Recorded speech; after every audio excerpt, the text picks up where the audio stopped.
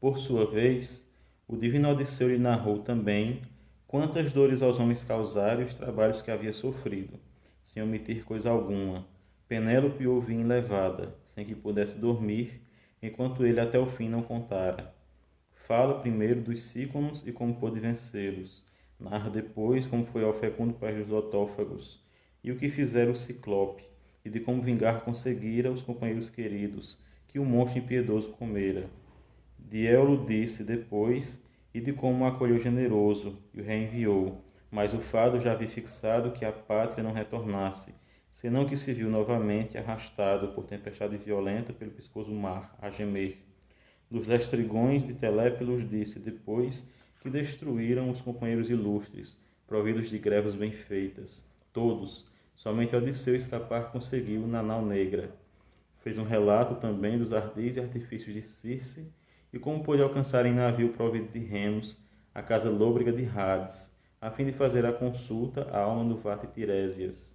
Ali encontrou-se com os sócios e a própria mãe, que o gerara e educara com muito carinho.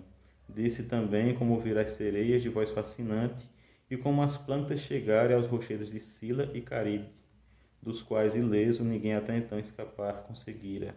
Mas, como os sócios as vacas diletas do sol imolaram, e como Zeus poderoso lançou sobre a nave ligeira um raio ardente, destruindo-lhe os nobres consórcios de viagem, ele somente escapar conseguiu do destino funesto.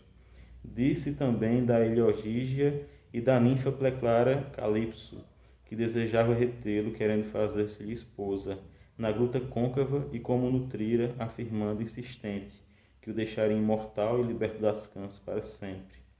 O coração, no imo peito, porém, jamais pôde abalar-lhe.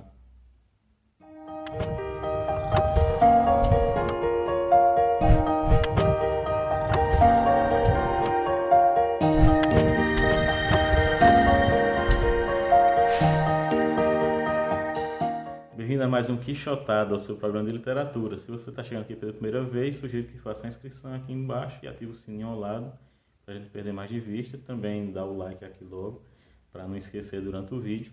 Hoje eu vou trazer a Odisseia de Homero. Li nessas duas versões aqui, na tradução do Christian Werner, da editora Ubu, a antiga edição da editora Kozak Naif.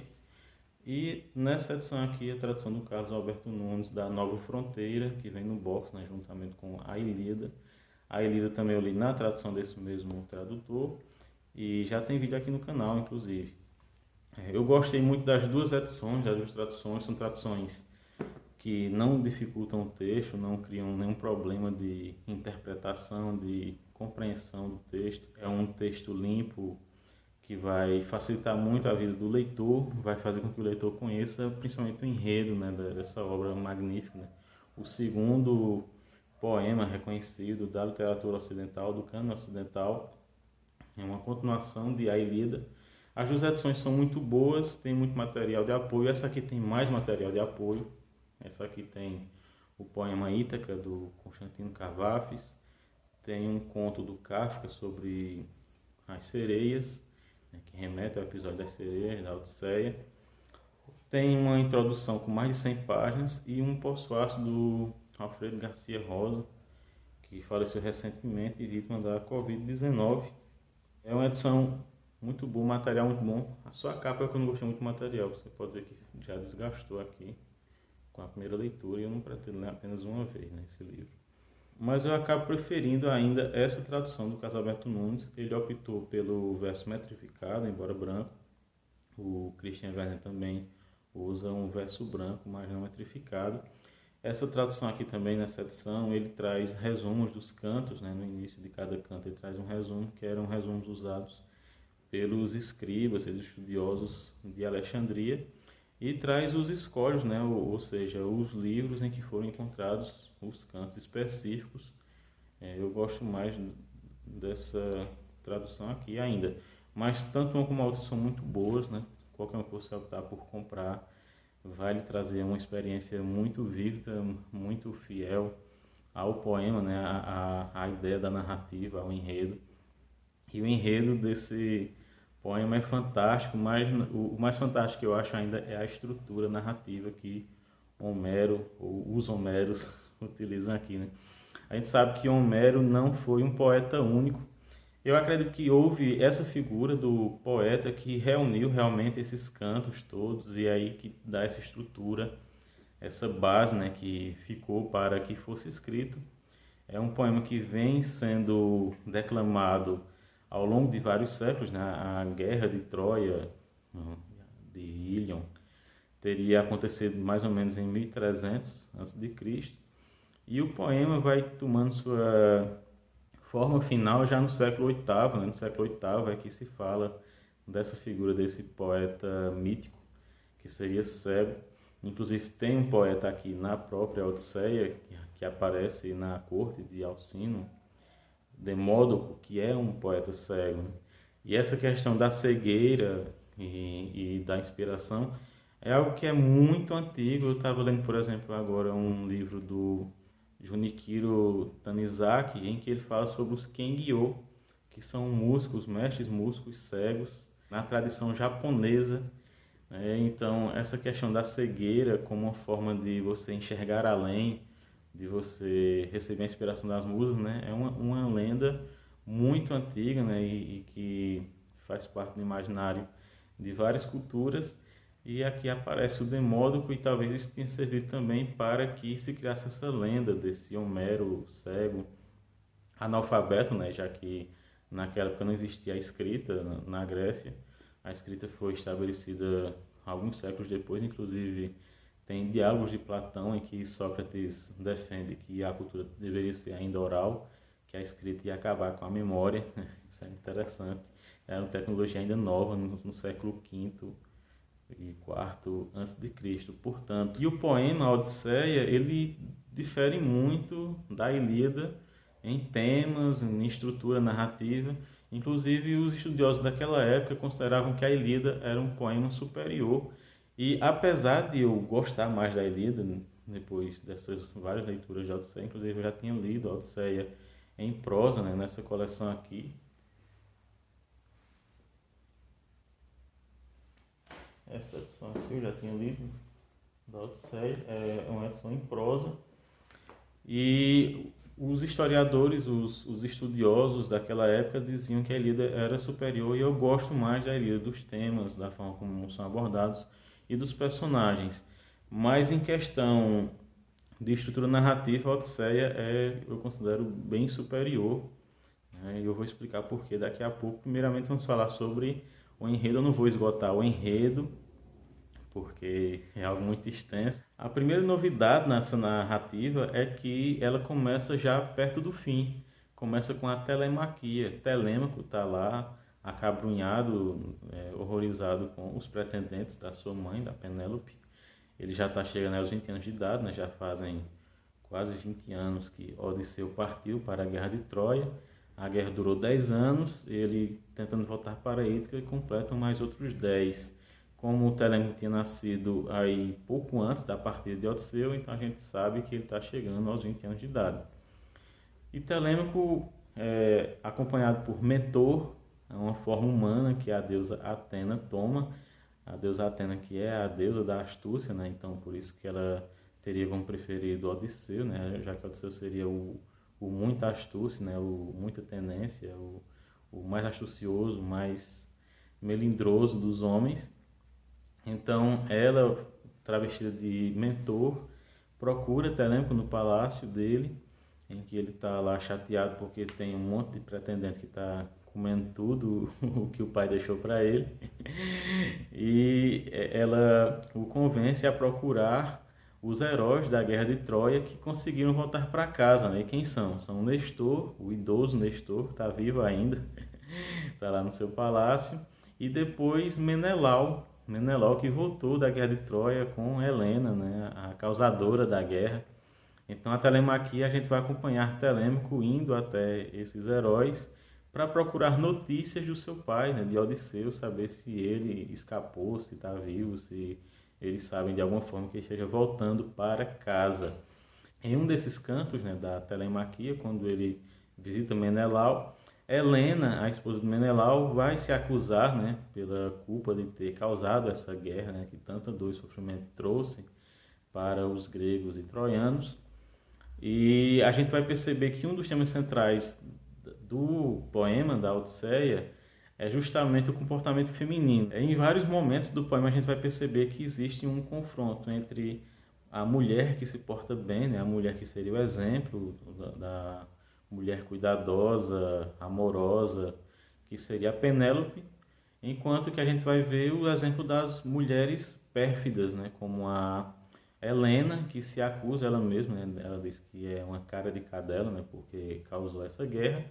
E Clitemnestra, a cunhada do Menelau, esposo do Agamemnon, a gente vai saber da boca do Menelau, ele vai dizer que encontrou um adivinho chamado Proteu e que esse adivinho contou para ele que o seu irmão Agamemnon, ao chegar à sua terra, foi surpreendido por Egisto e Clitemnestra. Né? Egisto era um grande da terra que o convidou para um almoço, né, em comemoração ao seu retorno, só que esse almoço na verdade era uma armadilha para matar Agamemnon e os seus sócios, né, que tinham voltado com ele da guerra, porque Egisto estava sendo o amante de Clitemnestra, a esposa do Agamemnon. Então os dois se juntaram para matar Agamemnon de forma traiçoeira, né? Inclusive o filho na história, na lenda, né, dos gregos, o filho de Agamemnon depois mata a própria mãe como uma vingança, né, por ela ter atraiçoado o seu pai. Então, essa história de Agamemnon sendo traído por Clitemnestra e Egisto é contada várias vezes no poema, acho que umas 4 vezes. Inclusive, quando Odisseu vai até o Hades e encontra o próprio Agamemnon, ele conta essa narrativa. E então, na segunda descida ao inferno, que na verdade parece ser um enxerto, né, que não faria parte exatamente do poema original, ele se introduzido depois como uma forma de resumo e conclusão do poema, o Agamemnon encontra os pretendentes, né, que foram despachados para o Hades pelo Odisseu e faz um elogio de Penélope, né, por ela ser uma mulher tão cuidadosa, né, com o lar e tão amorosa para o marido, né, ficar esperando por 20 anos sem tramar uma traição em relação a ele. Essa é uma questão central do poema que a gente vai ver que vai se desencadeando do início ao fim. E é por isso também que a Odisseia é algo tão magnífico que não tem uma narrativa única, né? São várias narrativas, vários tempos, várias pessoas narrativas, é interessante isso também. Ele começa em terceira pessoa, narrando a telemaquia, em uma parte da história de Odisseu. Então, o próprio Odisseu vai narrar as suas aventuras, porque quando a gente encontra Odisseu, já está no último ano dele vagando pelo oceano profundo. Ele vai estar na ilha de Calipso, não essa Calipso aí, mas Calipso a ninfa. E então ele vai, através da ajuda de Atena e de Hermes, vai conseguir que Calipso o libere, né? Ensine-o a fazer uma jangada. E ele parte para Ítaca finalmente. Ele tinha passado 7 anos na ilha de Calipso. E antes disso tinha passado outros 2, quase 3 anos com os seus sócios que tinham saído da terra de Troia.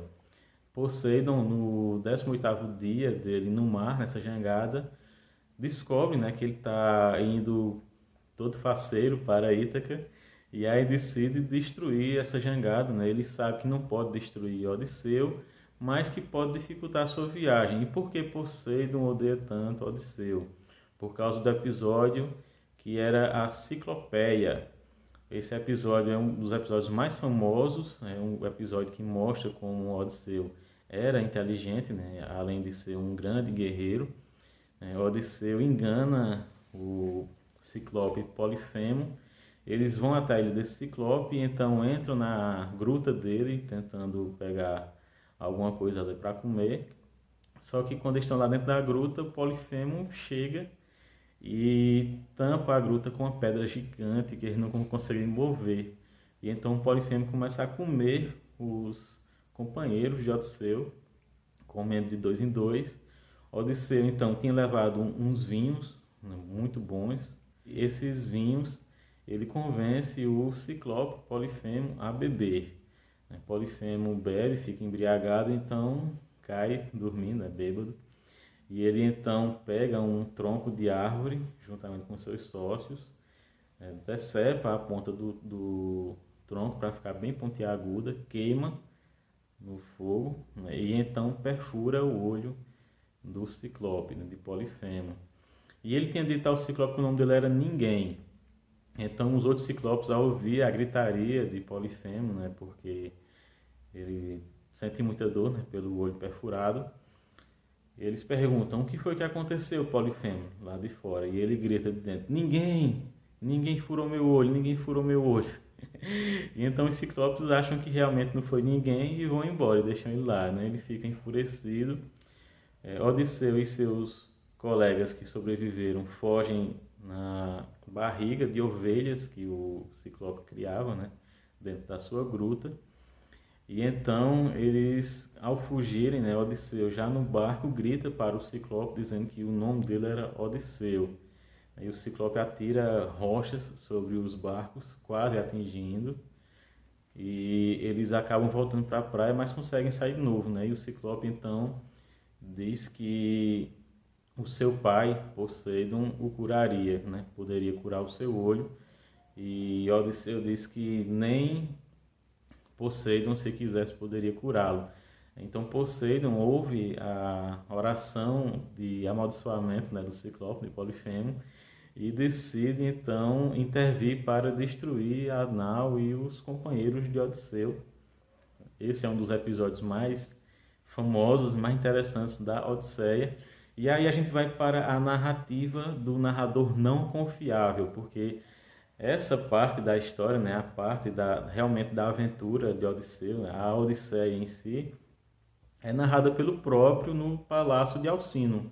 Quando ele vai embora da ilha de Calipso e Poseidon destrói sua jangada, ele vai cair na terra dos Feácios, que eu até pensava que seria algo como os fenícios, mas não, os fenícios são citados posteriormente, né, pelo próprio Odisseu em outra narrativa. É por isso que é uma narrativa de um narrador não confiável. Ele vai para a terra dos Feácios, Nausicaa, filha de Alcino, né, do rei dessa terra, o leva para o palácio, né, e lá ele não vai revelar quem ele é, fica nesse palácio ouvindo Demódoco falar, né? Demódoco, o poeta cego que vai narrar também a traição de Apolo e Afrodite contra Vulcano, e como Vulcano criou uma rede invisível para prendê-los e denunciar essa traição. E ele vai narrar também, o Demódoco, sobre a Guerra de Troia. Ele vai falar sobre algumas batalhas da Guerra de Troia que ele não poderia ter estado presente, né? E daí vem essa questão da influência das musas, né? Da inspiração.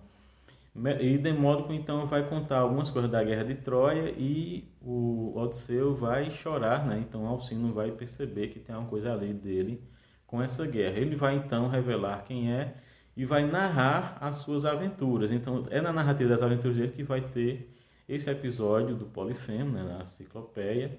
Vai ter o episódio da ilha de Circe, das sereias. Ele vai contar tudo o que aconteceu, né? Caríbides, Sila. São episódios que eu não vou narrar para vocês em detalhes. Eu espero que vocês leiam o poema para poder ver tudo isso.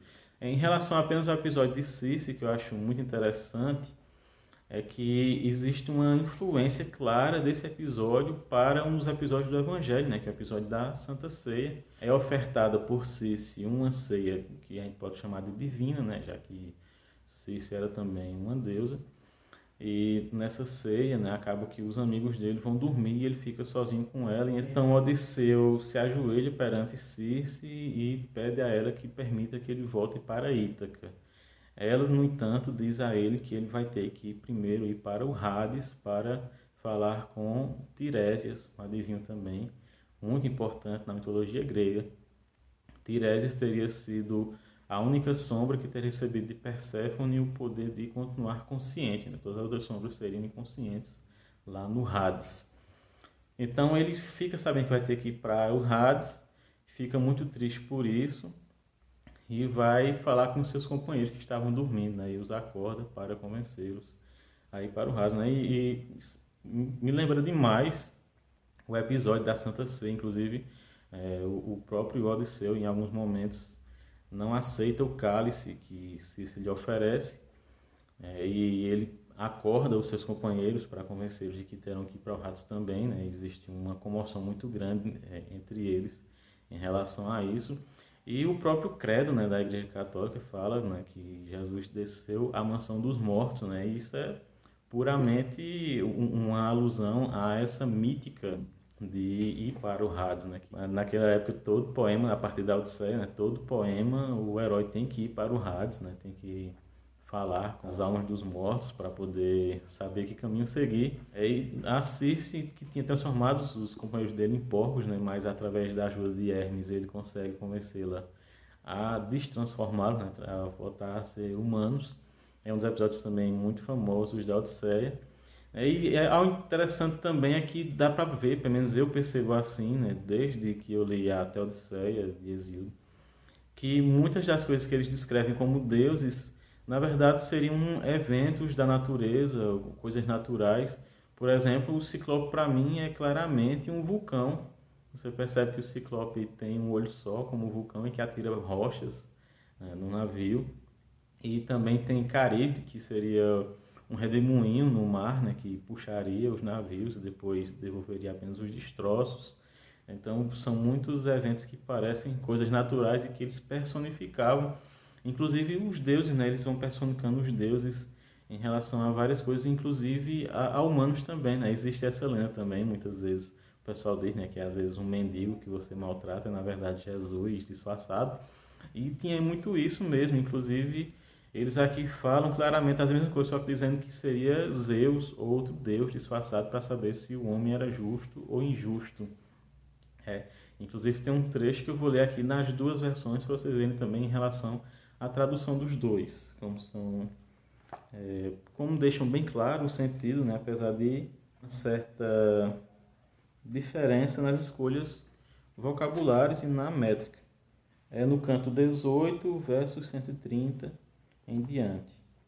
Entre as criaturas que vivem da terra e no solo rastejam, nada se pode encontrar de mais mísero que os próprios homens, pois ninguém julga possível jamais que lhe venha a desgraça, enquanto os deuses favores concedem e as pernas lhes movem. Mas, quando os deuses beatos as tristes desgraças enviam, ainda que muito lhes custe, com ar de paciente as suportam.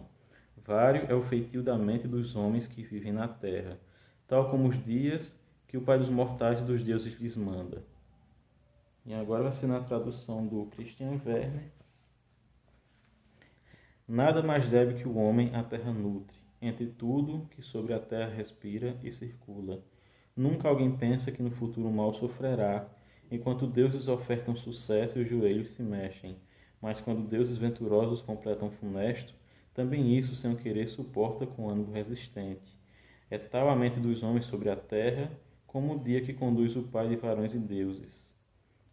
Então são opções diferentes nas traduções, mas o sentido fica bem claro nas duas. Em relação a essa narrativa, a estrutura narrativa, né, a gente vai ter, por exemplo, três pessoas narrativas diferentes. Vai ter a terceira pessoa, com a telemanquia, uma parte da Odisseia e a conclusão final. Vai ter a primeira pessoa, quando o próprio Odisseu narra as suas aventuras. E vai ter a segunda pessoa, alguns cantos são narrados como em segunda pessoa em relação ao porqueiro Eumeu. Porqueiro Eumeu é aquele que recebe Odisseu em Ítaca, só que quando ele o recebe, ele não sabe que se trata do Odisseu, ele pensa que é um mendigo errante, mas mesmo assim ele o trata muito bem. E aí entra essa questão de Zeus, né? Zeus era o deus padroeiro também dos mendigos, né? Dos necessitados. Então, alguém que maltratasse o mendigo estava maltratando os próprios Zeus, né? Ele poderia ser amaldiçoado. Eumeu trata Odisseu muito bem. Telêmaco volta escapando de uma emboscada, que teria sido planejada pelos pretendentes que iriam desposar Penélope para se tornarem reis de Ítaca. Então, esses pretendentes tinham planejado essa armadilha, mas ele consegue escapar, chega até a gruta de Eumeu e encontra, né, esse mendigo, que era o seu próprio pai. Telêmaco conhece então Odisseu, né, o seu pai, que tinha partido quando ele era ainda recém-nascido. E então trama com ele para que ele volte ao palácio, só que ele volta sem que ninguém saiba que se trata dele mesmo. E nem o próprio meu ainda está sabendo disso. Então, lá no palácio, você vai saber quem são as criadas e os criados que lhe são fiéis, vai saber como é a conduta dos pretendentes, né, e vai tramar um plano para destruí-los. Ele vai falar com Penélope, mas Penélope não reconhece. Inclusive, é algo interessante também que ele coloca aqui, né, o Homero, que seria Atena que o teria deixado envelhecido e por isso irreconhecível. Mas na verdade, a Atena aqui está só fazendo o trabalho do tempo, né? Porque são 20 anos, né? Então se ele tivesse partido de casa aos 30, ele teria voltado aos 50, né? Então é claro que ele estaria bem mais velho, né? E bem diferente. Mas uma criada vai reconhecer porque ela vai lavar os seus pés e então vai ver uma cicatriz que ele sofreu durante uma caçada no Parnaso. É interessante também essa questão de tantos termos, né, tanta coisa assim que a gente vê sobre a Grécia Antiga, né, tá tudo aqui nesse poema, né? Ele lá no Parnaso, numa caçada ao javali, ele foi ferido pelo javali, mas conseguiu matá-lo, né? E esse ferimento ficou uma cicatriz muito grande. E a criada antiga, né, a mais velha da casa, reconhece então o Odisseu, só que ele tapa a boca dela, segura o pescoço e diz a ela que não fale para a esposa ainda, porque senão, se ele for descoberto, não vai estar certo o plano dele de acabar com os pretendentes. Penélope então vai sugerir uma prova que seria usar um arco que o Odisseu tinha ganho de um amigo dele. Esse amigo inclusive foi morto por Héracles, né? Então são ali contemporâneos desses grandes heróis todos, né? Aquiles, Héracles, Odisseu, é incrível isso também. Inclusive no Hades ele vai reencontrar Ajax e Ajax ainda está com muita raiva dele porque ele ganhou de Ajax para conseguir a armadura de Aquiles quando Aquiles faleceu na Guerra de Troia. Então é um poema que vai continuar realmente a Ilíada. Ele vai falar sobre o episódio do cavalo, né? Helena vai narrar como foi esse episódio. O próprio Odisseu também vai dizer isso, né? Vai falar sobre o filho de Aquiles que participou da entrada do cavalo de Troia na cidade, que foi destruído. E Penélope então vai falar com esse homem, sem saber que é o seu marido, mas vai revelar a ele o quanto sofre, né, pela ausência do esposo que está aí perdido, que ela acha que inclusive já morreu. Então ele vai perceber que ela é fiel a ele e vai sugerir que ela realmente leve essa prova adiante. A prova seria usar um arco de Odisseu para fazer passar uma flecha por 12 machados, né? No interior de 12 machados. Os pretendentes nenhum consegue sequer usar o arco, né? Armar a flecha. Então ele vai, arma essa flecha e consegue fazer com que ela passe pelos machados, né? É a famosa prova de que seria o divino Odisseu teria voltado. Então ele pega a flecha, vai para uma balustrada e então começa a alvejar os pretendentes. E aí, com a ajuda de Telêmaco, de Eumeu e de um cavalariço, eles conseguem derrotar os pretendentes.